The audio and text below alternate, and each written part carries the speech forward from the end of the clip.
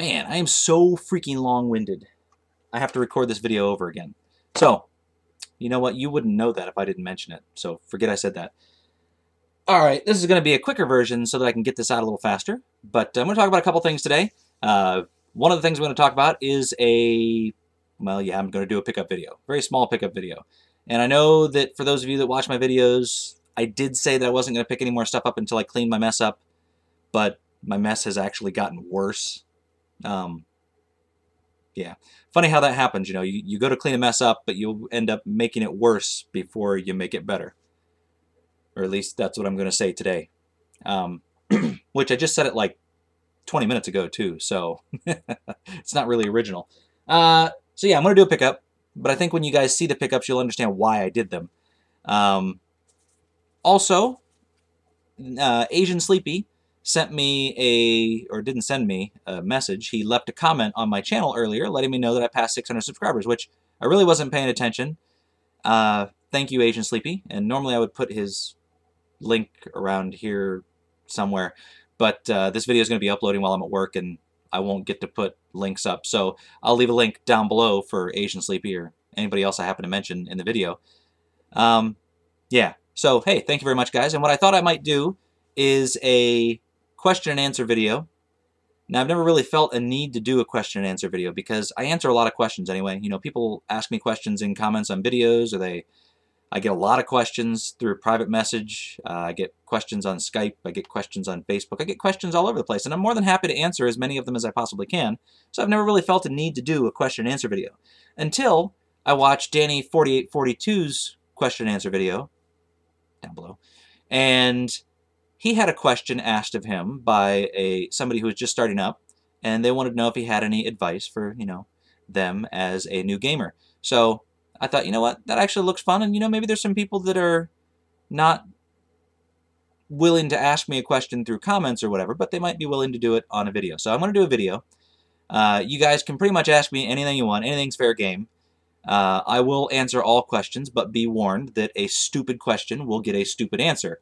So there you go. Ask me whatever you want. I think that I think all my subscribers probably are pretty cool people, the ones that I've talked to. So I don't think I'm going to get any ridiculous questions, except for, you know, the one or two of you that constantly thumbs down my videos. You might ask me some stupid questions, but then I'll know who you are. Yeah. All right.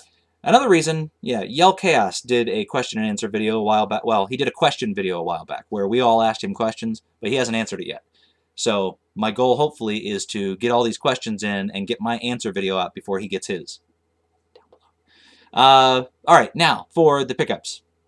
And I had these in order the first time I did this video. I'm not really going to worry about the order so much this time. I'm just going to show you what I got. I got Quake 3 Arena for the Dreamcast. Rogue Spear for the Dreamcast. Slave Zero. You get the idea, they're all Dreamcast. Air Force Delta.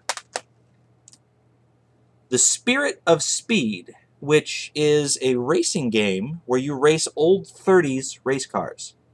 And the idea of that really appealed to me, so I bought it, even though it's made by LJN. They can't still be making bad games, right? Or, I'm sorry, in 2000. Sega Rally Championship 2. And these were the games that I took with me initially. So I'll give you a little backstory real quick. If you watched one of my previous videos here like 3 or 4 weeks ago, you saw me grab a bunch of PlayStation games for $1. And the reason I went looking for them is because I saw a system up front, PlayStation system, that was really well cared for. Very clean looking, had all the components and everything all, you know, neatly bound up. So I thought, you know, somebody that took that good care of their system has to have games. So there's got to be games here somewhere, unless somebody already bought them. Sure enough, I walked around and I found a big stack of $1 PlayStation games. The same thing happened this time. There was a Dreamcast up front with 4 controllers, I think 2 VMUs, you know, all the cords, and it was just, you know, in very good-looking condition. And I thought the same thing. There's got to be games here somewhere, because there were no games with the bundle. And then the bundle was like $50, and I wasn't paying $50 for a Dreamcast, even though I really liked the Dreamcast. So I start walking around looking for Dreamcast games, and sure enough, I get over to where they keep the CDs, and all, bundled, or not bundled together, but all side by side were these Dreamcast games. And I took the games that I just showed you first. Those are the ones that I wanted to buy. I got up to the register. There's only one person left in front of me, and I thought, you know what? I'm going to buy the rest of them, because how often do you see $1 Dreamcast games? That, combined with the fact that I still don't have my Dreamcast collection back from my nephew, and I've given up hope on ever seeing them again, I've decided I'm just going to start a new Dreamcast collection, and if I ever get those back, it'll be a bonus. So, for $1, I also went back and grabbed NHL 2K2, NCAA 2K2, NBA 2K, World Series Baseball 2K2, and Tennis 2K2. I don't generally buy sports games, but I've had most of these, or at least played most of these in the past, and it turns out I really like 2K sports games, along with Tecmo sports games. Those are the two companies that I tend to buy sports games for. But the reason I mentioned that I had to go back to get these, the reason that's significant is, when I went back to get the sports games that I wasn't initially going to buy, I saw right next to them this. And I wouldn't have noticed this had I not gone back to get the sports games. What it is Supreme Warrior for the 3DO in a generic case. It's a 2-disc game. And when I took the sports games out, I saw this sitting there, and I thought, hey, what the heck is that? Now, you couldn't tell from the end because there's no label, so I got a 3DO game for $1 as well. Then when I pulled that one out, I saw this.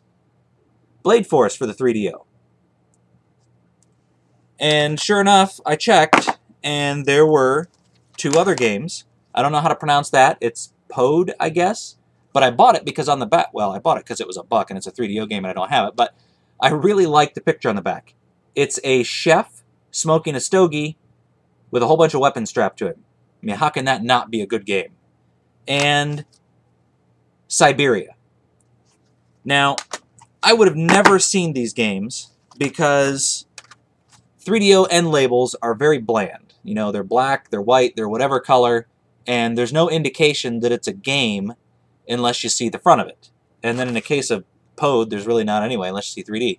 So, yeah, I found these 4 3DO games only because I went back to get the Dreamcast sports games. So, there you go. You never know. You got to go through all of them. You just don't know what you're going to see. And in the case, like I said, of 3DO games, you would never see them unless you were specifically pulling them out and looking at them. So, yeah, I got, 11 Sega Dreamcast games and 4 3DO games, none of which I had, for $15. Very cool. You understand why I had to do that. I had to do that.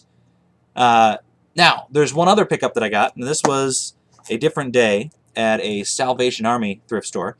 I'm going into these thrift stores still, even though I'm not buying stuff. Well, I wasn't supposed to be buying stuff for me, because my wife asked me to look for something, so I'm still going in and looking for them.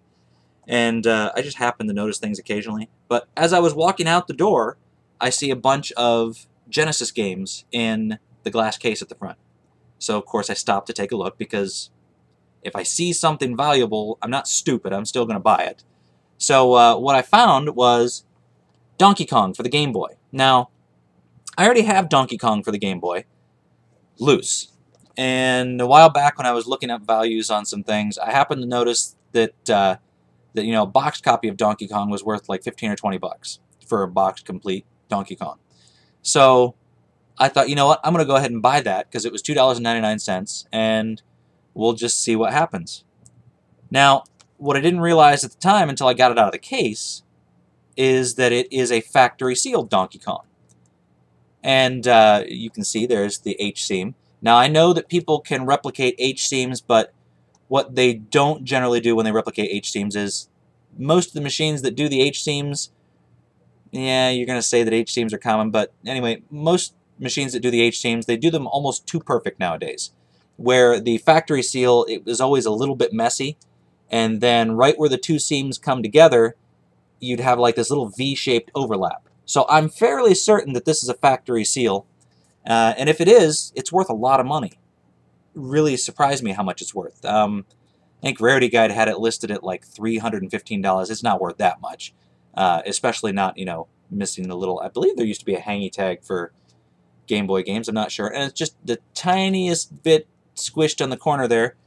But in any case, it's going to be worth a lot more than $3, and hopefully it'll help me fund my collection. So there you go. Those are my pickups. What did I spend? Total $18 for a ton of money's worth of games. And hopefully I'll make a bunch of money off of Donkey Kong when I sell it, because I really have no use for sealed games, as I've said before. You can't really play a sealed game unless you open it, and then it loses all its value. So there you go. My pickups, question and answer video. Feel free to ask me any question you want. Just feel free to get a stupid answer too. And thank you very much for watching. I appreciate it.